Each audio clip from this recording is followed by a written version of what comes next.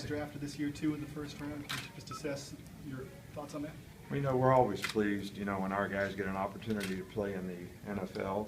I think that's, 5 years where we've had 2 guys in the first round, multiple picks in the first round, which we're very proud of. And, very proud of what all those guys have done for the University of Alabama and how they've represented. And glad to see the other guys get an opportunity. And I think we had 6 or so guys signed as free agents, which is a great opportunity for them as well. Coach, did it surprise you where A.J. was drafted? Well, A.J. did a great job for us. I think that sometimes, people don't evaluate things like I would evaluate things. I think A.J. was probably the 3rd or 4th best quarterback in this draft. I don't study them all. And he did a fantastic job for us, and I certainly think he's going to be a great pro player and have a very good career. I think that Eddie Lacy was probably a pretty good example last year when he didn't get drafted in the first round to be a late 2nd round pick and then make Rookie of the Year. That kind of proves the point that it's not really where you get drafted, it's what you do with the opportunity after you get there. And I think A.J. has a very good opportunity in Cincinnati, and we want him to focus on that and do a really good job with the opportunity that he has. But some of the comments he made about playing hard and sacrificing a lot for the school, and what were your reactions to that? Well, he never said any of those things to me. All I didn't know is he did a great job for us, and he was a good leader on our team and a good person. I think sometimes people get characterized in the wrong way. I certainly think this was the case, in some ways here. But we all have to be responsible for our own self-determination too, and evaluate what we did that might have created that. And we just want to support A.J. and his family in every way that we can, and wish him the very best in the career opportunity that he has. Did those reports surprise you that came out that said perhaps he came across as arrogant to NFL teams?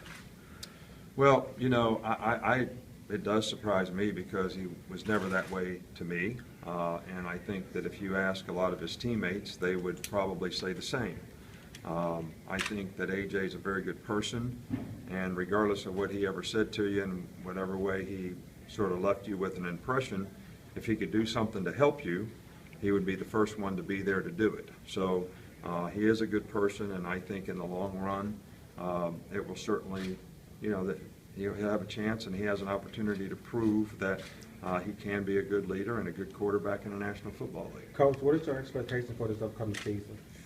Well, I don't really, we're trying to take it day by day and build a team. I think you sort of win games in the off season by developing the psychological endurance to sustain the season. And I think a team's character and attitude of how they go about that, the work ethic that you have, certainly goes a long way in determining, how your team is doing that. And I've been very pleased and happy with the way our team has gone through off-season program, spring practice, and the way they've gone about it to this point. So, hopefully we'll continue that through the summer and be able to.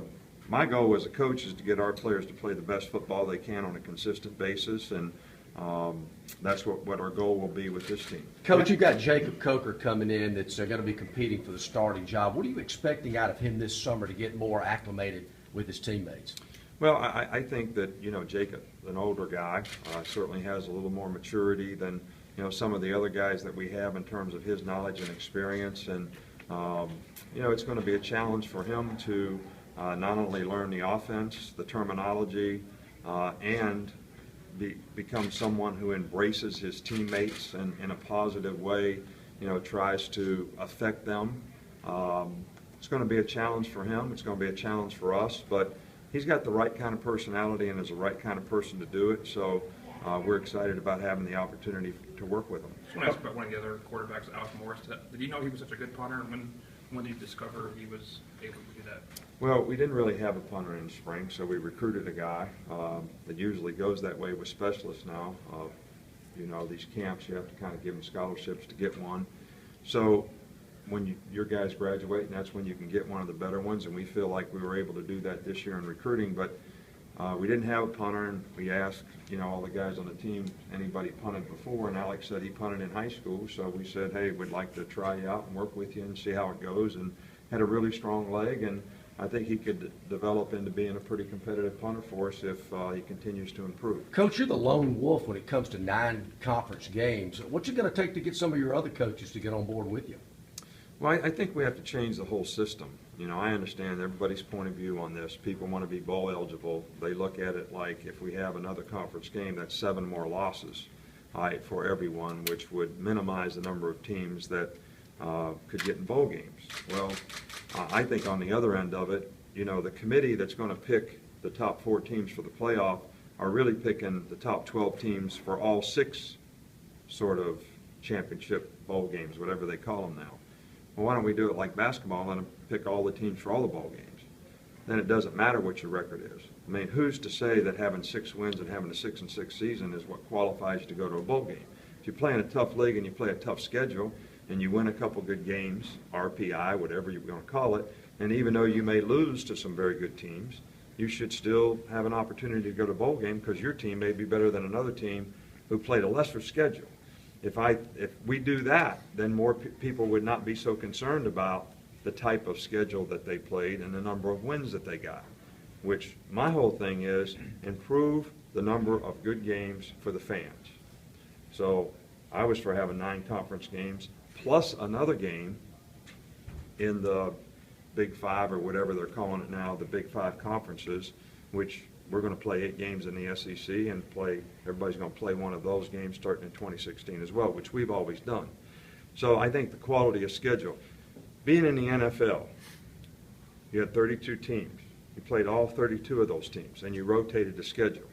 All right, so there was more of a competitive balance. The Giants lost 6 games and won the Super Bowl. So rather than if you lose a game in college football, now you're out. Well, if you played a more difficult schedule and you really looked at strength of schedule, you could lose a game or maybe 2 and still have a chance to get in the playoffs, and you'd have more quality games for the fans. Nick, what are your thoughts on the new rule about players being able to be compensated for working camps? I think as long as they're compensated like other people who work in the camps, which are the coaches, you know, I think it's fine. If we start to manipulate what we pay coaches so we can pay players more, then I don't think as coaches we're doing it the right way from an honesty and integrity and spirit of the rule standpoint. So I think if it's done the right way, I think it's good for the players, but it's not something that should be taken advantage of. Thanks, Coach. All right, thank you.